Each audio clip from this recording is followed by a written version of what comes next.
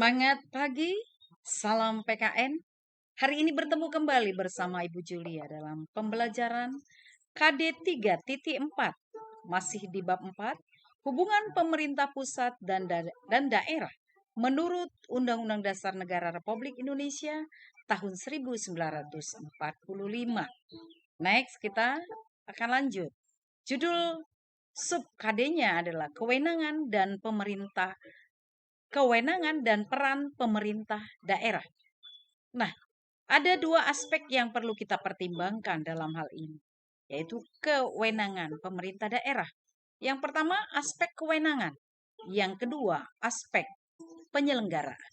Nah, aspek kewenangan daripada pemerintah daerah adalah yang pertama, pembangunan, kedua, tata ruang, ketiga, ketertiban umum, keempat, sarana dan prasarana umum, kelima, kesehatan, keenam, pendidikan, ketujuh, lingkungan hidup, kedelapan, ketenaga kerjaan, kesembilan, masalah sosial. Dan aspek penyelenggaraannya adalah satu, diselenggarakan dengan kepastian hukum. Kedua, diselenggarakan karena kepentingan umum berdasarkan ajas kepentingan umum. Yang ketiga, diselenggarakan atas azas keterbukaan. Yang keempat, diselenggarakan atas azas proporsionalitas. Yang kelima, diselenggarakan atas dasar azas profesionalitas. Yang keenam, atas azas akuntabilitas. Yang ketujuh, azas efisiensi.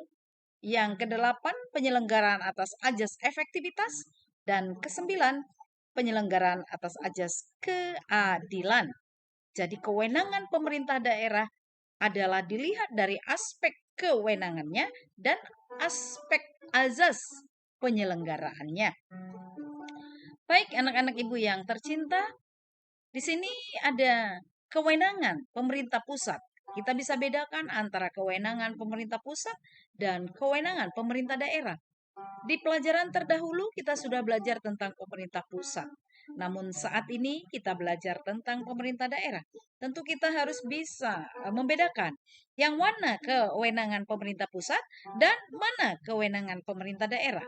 Kewenangan pemerintah pusat adalah yang pertama meliputi politik luar negeri, kedua meliputi pertahanan dan keamanan, yang ketiga meliputi ekonomi, fiskal dan mata uang, yang keempat adalah meliputi agama atau religi, yang kelima adalah meliputi hukum dan peradilan. Sedangkan pemerintah daerah meliputi kewenangannya: satu, pajak dan retribusi daerah; dua, pilkada pemilihan kepala daerah; tiga, sumber daya alam yang ada di daerah tersebut; empat, pendapatan asli dari daerah masing-masing; lima, aturan daerah atau perda yang dibutuhkan di setiap daerah tersebut, disesuaikan dengan kondisi dari daerah tersebut. Nah, dalam hal ini juga Ibu masih mengajak kita untuk bisa membedakan kewenangan pemerintahan. Pemerintah pusat di lokasinya adalah lintas daerah, provinsi, atau lintas negara. Yang kedua, penggunaannya lintas daerah, provinsi, atau lintas negara. Yang ketiga, manfaat atau dampak negatifnya lintas daerah, provinsi, atau lintas negara. Yang keempat, penggunaan sumber dayanya lebih efisien apabila dilakukan oleh pemerintah pusat, dan atau yang kelima, peranannya strategis bagi kepentingan nasional. Sedangkan kewenangan pemerintahan daerah provinsi, yang pertama lokasinya lintas daerah, kabupaten dan kota. Yang kedua, penggunaannya lintas daerah, kabupaten dan kota. Yang ketiga, manfaat dan dampak negatifnya lintas daerah, kabupaten, kota, dan atau. Yang keempat, penggunaan sumber dayanya lebih efisien apabila dilakukan oleh daerah provinsi. Next, yang berikut adalah kewenangan dari pemerintahan daerah kota atau kabupaten. Nah, dalam hal ini lokasinya adalah dalam daerah kabupaten atau kota. Yang kedua, penggunaannya dalam daerah kabupaten atau kota. Yang ketiga, manfaat atau dampak negatifnya hanya dalam daerah kabupaten atau kota, dan atau yang keempat, penggunaan sumber dayanya lebih efisien apabila dilakukan oleh daerah, kabupaten, dan kota. Next. Yes. Nah, apa sih fungsi pemerintah daerah?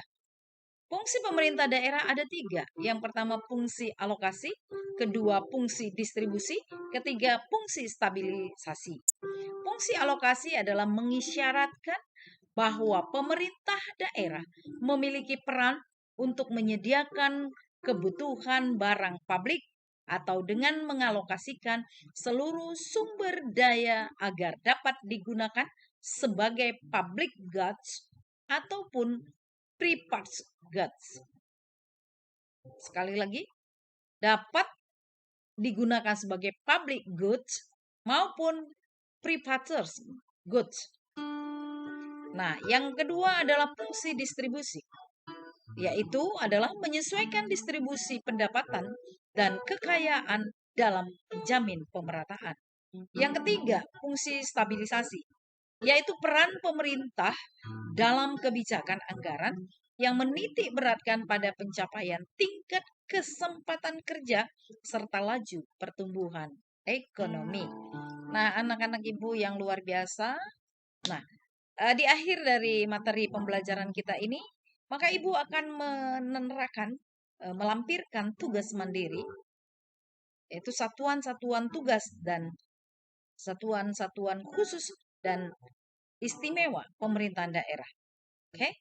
Buatlah atau ambillah gambar peta wilayah dari daerah di bawah ini. Tempelkan di Word dan kirim ke asesmen.